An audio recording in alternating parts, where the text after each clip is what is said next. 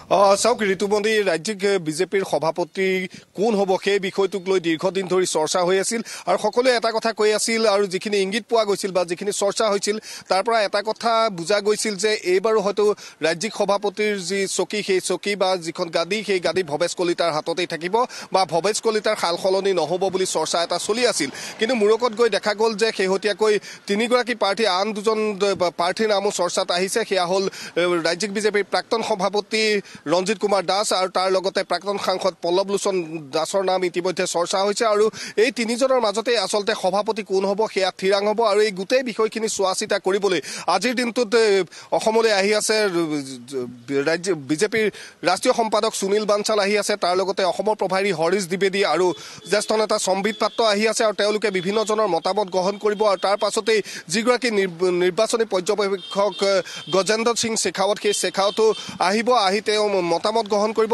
বিশেষকৈ বিজেপিৰ শীৰ্ষ পৰ্যায়ৰ 13জন নেতাৰ তেওঁ মতামত গ্ৰহণ কৰিব। তাত মুখ্যমন্ত্ৰী ডক্টৰ হিমন্ত বিশ্ব শৰ্মা, প্ৰাক্তন মুখ্যমন্ত্ৰীৰ নামো থাকিব, প্ৰাক্তন মুখ্যমন্ত্ৰীগৰাকীৰো আচলতে মতামত গ্ৰহণ কৰিব। তাৰ লগে RSSৰ শীৰ্ষ নেতাৰ যিসকল আছে তেওঁলোকৰো হয়তো মতামত গ্ৰহণ কৰি এক উমৈহতীয়া প্ৰাৰ্থী তেওঁলোকে নিৰ্বাচিত কৰিব। কিন্তু কথাটো হ'ল যে যেনেধৰণে চৰ্চা হৈ আছিল কেৱল ৰাজ্যিক সভাপতি ভৱেশ কলিতাই হ'ব বুলি যিটো চৰ্চা হৈ আছিল সেই চৰ্চাৰ মূৰকত দেখা গ'ল যে আন দুজন প্ৰাৰ্থীৰ নামো বা আন দুজন নেতাৰ নামো বৰ্তমান মুহূৰ্তত চৰ্চিত হৈ আছে।